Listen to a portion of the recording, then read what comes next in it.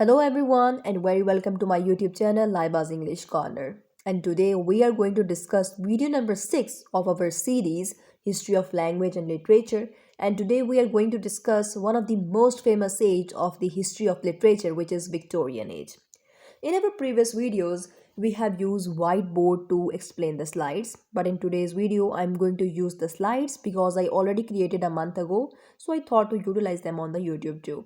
So the Victorian age basically start when Queen Victoria ascended to the throne in 1837. She became the queen just at the age of 18 years old. When she was 18 years old, she became the queen after her uncle King William IV. She ruled for almost 63 years and 7 months, which is the second longest reign after Queen Elizabeth II. So remember the time era? 1837 to 1901, this is the Victorian age. Let's see the background of the Victorian age. Basically, this age was very famous. Why? Because there was a lot of improvements, developments, technological advancement were there, along with the industrial expansion was there. This era saw immense progress in science, literature, and art, along with it in transport. Ships were introduced, trains were introduced in this time period. In hospitals, a lot of technological advancement was there.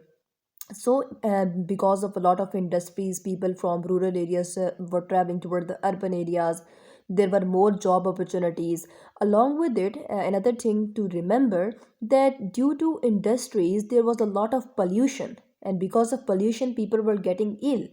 At that time there was improvement and development in history in the hospital things, but as you all know that some diseases are uncured.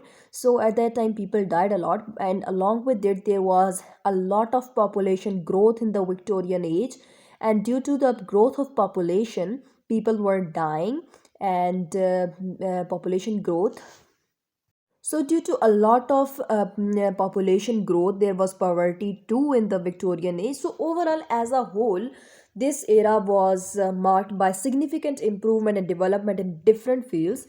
And this era saw immense progress in the subjects like science, literature, and art. Now we will see the social atmosphere. As I have told you in the 18th century, that in the 18th century lower class struggled a lot and middle class was formed. So same as after the 18th century in the Romantic age and this in the Victorian age, there were three classes: upper class, middle class, and the lower class. Now we will see some of the major genres, some of the famous genres of the Victorian age, which include poetry, novel, drama, Gothic fiction, and children literature. So there were five famous genres. And if you talk about the most famous from these five, so we can say novel was the most famous. Okay, let's start with the novel. So basically, the Victorian age is known for its novel, and the novel they use fiction and non-fiction, everything like that. And mostly the people of middle class were writing, and they were taking themselves as the main characters. And how the novel was published, like the dramas you are seeing nowadays, one episode come on Monday and next episode will come in the next week Monday.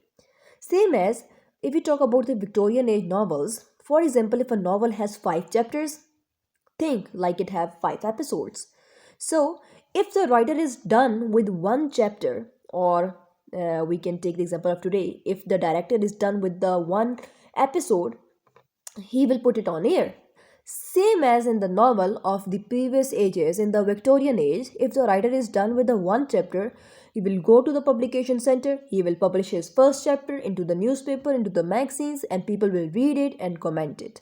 So, whenever he will be done with his next chapter, the chapter number 2, he will go same to the publications and he will publish his second chapter. So, this is basically how the novels of the now we will see some of the famous novelists and their famous novels in the Victorian age. So number one is David Copperfield. David Copperfield basically was a famous novel which was written by Charles Dickens. Basically the life story of David Copperfield from childhood till he become elder. Next is Dracula, which is by Bram Stoker, which is a horrifying story. We can also include that into the Gothic fiction. Third is Middlemarch by George Eliot. So now listen one thing very carefully. In the Victorian age, women were not allowed to publish their novels. So a girl named as George Eliot, she published her novel by the name of George Eliot. Basically, her name was Mary Ann Evans. But as I told you earlier, that women were not allowed to publish the novels by their own names, so she published her novel Middlemarch by her other name, which is George Eliot, which basically the name is for her writing. She selected this name for her writing. Basically, she was a girl. Mary Ann Evans was her name. So, as the girls were not allowed to publish the novels by their own names, so she used the name George Eliot. And next is Wuthering Heights by Emily Bronte. And Emily Bronte, Anne Bronte, and Charles Bronte. Basically, there were three sisters known as Bronte sisters who were also very famous. And they don't publish the novels in their lifetime, but after their death, their novels were published. Next, what were the main characteristic of the novels? So basically, social realism. They were focusing on the society, the realities of the society, as there was a lot of improvement, development in different fields, but along with it, there was also the problems like poverty, diseases. So they were focusing on the reality. Secondly, moral lessons. Whenever they wrote something, they focus on the moral lessons. Every novel, every poetry, everything they wrote in that Victorian age, they have the moral lesson. Number three is seal publication. As I told you earlier, that the novels were published in different parts. Number four is use of symbolism. Symbolisms were used in the novels to attract the people so the people can understand more easily. Next is focus on the domestic life. Domestic life was focused, as I have mentioned earlier, that the middle class people were writing, so they were focusing on themselves, their struggles, their improvements, and all these. So these were some of the characteristics of the novel. Next, we will talk about the poetry of the Victorian age. So poetry also saw a variety of poetry styles was introduced in the Victorian age, which include narrative poetry. What is narrative poetry? Narrative poetry is basically like which contain the whole plot. What is plot? Plot is basically the sequence of events like start, middle, and end. So narrative poetry was there. Next is dramatic monologues.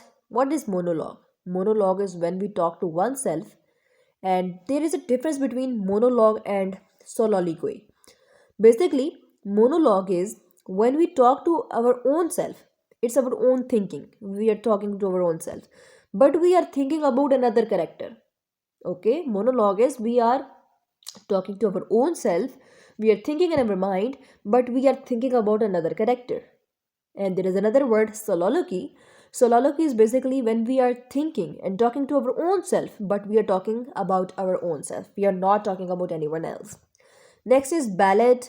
Ballad was there. Elegy was there. Elegy is basically the mournful poetry for the death of someone or like that. And then a sonnet, as you all know about sonnet, the video is also available on these terms like ballad, elegy, and sonnet. Sonnet is basically the 14-line poem with the rhyming scheme. Now we will see the famous poets of that time. So Robert Browning was very famous, and his poetry "My Last Duchess" was very famous. Along with it, "The Eagle" by Alfred Lord Tennyson, and Alfred Lord Tennyson also wrote "In the Memoriam A.H.H." Basically, for it was an elegy for the death of his friend. Along with it, the characteristic of poetry includes morality and social issues. Morality is basically the moral values like good, bad, and all these. Social issues were discussed in the society. Social commentary was there. Nature and romanticism, they were also focusing on the nature because in this age people also move from rural to urban areas. So it was very important to bring the attention of the people back toward the nature. Then there was using symbolisms were there. Then they were talking about on the religion, on the faith, and next is dramatic monologue was there. I already explained you before. Next, we will talk about drama. Drama was another famous genre of the Victorian age. So, in the characteristic of drama, we can see social realism, the realities of the society, morality plays were there, good, bad, what is good, what is bad, how to avoid the things which are bad for you or for the society. So these things were there. Nextly, melodrama was there. Next is theoretical innovations. As I have told you that there was a lot of development and improvement in the Victorian age. So at that time, in the previous age, we have seen in the romantic age that drama was very weak genre of that time. So but in this age it was improved. There was a lot of improvement in the theaters and all. And number 5 is that domestic and social issues were very much highlighted in the theaters in the drama. Next, we will see the famous drama writers. So it includes Oscar Wilde, who wrote The Importance of Being Earnest. Basically, it's a very interesting story. It is a very it contained very hilarious theme. Basically, there was two persons, two boys who named themselves as a Ernest. So this is basically the story of that. And then next is A Dollhouse by Henrik Ibsen, who was also a very famous writer of the Victorian age. Next, we will see the Gothic fiction. What is Gothic fiction? Gothic fiction is basically a type of genre and literature which consists of horror, mystery, supernatural things, and which often give the theme of fear and suspense. Like the horrifying dramas which we see on the TVs or on the YouTube. So same as this is Gothic fiction is a horrifying story. And if we talk about the famous writers, so it include Henry James, who wrote The Turn of the Screw, and as I have mentioned earlier, the Dracula in the novel by Bram Stoker, which is also a horrifying novel. Then the characteristic of Gothic fiction, that there was gloomy setting. Like, what is meant by gloomy setting? The setting of that place, like there would be dark, so haunted place, spider web. So these are some of the characteristic of Gothic. Supernatural elements like ghosts, witches, these things include in this. And then number 3 is emotional intensity. People got fear from this.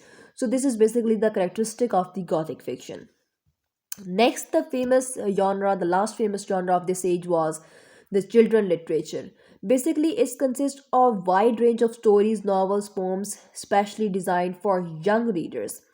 As I have not mentioned earlier, that children in the Victorian age were working in the factories. Whenever the people want cheap laborers, they use children for work, and they were using small children for works, and people and the children in factories were working and dying. So for children importance, some writers emerged and wrote on children, which include Alice's Adventure in the Wonderland by Lewis Carroll, basically a girl who jumped into the rabbit hole and she adventured a new world. And secondly, Charles Kingsley, who wrote The Water Babies, who explained that the children are so young and like the water babies, they are not for the work. So these are the famous children writers. If we talk about the characteristic of children literature, moral lessons, I have already told you that there is some moral lesson in any writing of the Victorian age which is full of the moral lessons. Secondly, fantasy and adventure, that I have mentioned earlier, the Alice adventure in the Wonderland, when she fall into the rabbit hole, she experiences a new world, she adventures something. So this is the main characteristic. Third, a strong sense of mortality, moral values. Symbolism's use was there because pictures attract children, and in inclusion of educational content, they focus that how much important it is that children must focus on their education. So these were the five major genres of the Victorian age. Next, we will see that what's the role of women in the Victorian age. One thing I have mentioned earlier, that women were not allowed to publish their novels, publish their writings. So, if you talk about the overall career of the woman, so it was just marriage. They were just used as the marriage property. So there was too much discrimination on the women were not given importance in the society. Along with it, they were forced working women were viewed negatively by society. Despite the strict stereotypes set by Victorian society, the first signs of the feminist political movement began in this era. First feminist political movement began in this era, but overall, if we see that women were not treated equally to the men in this society. Now, the end of Victorian era, Victorian era began around in 1837 when Queen Victoria became the queen, and it was ended when Queen Victoria died in 1901. This era was marked by significant societal norms and issues addressing like child labor, women rights, public health, and education. Overall, if we discuss this age, so this age will see a lot of development in different things, but along with it, there was a lot of discrimination with the women's children's. They were not getting proper education, proper right in the society. So this was video number 6. We have discussed old age, middle English, we have discussed Renaissance, 18th century, romantic age, and today's sixth video on the history of language and literature. The playlist link will be available in the description. So this was Victorian age. Next we will discuss modern age and the postmodern age, and we will done with our history with literature and language. So subscribe my channel for more. Thank you so much.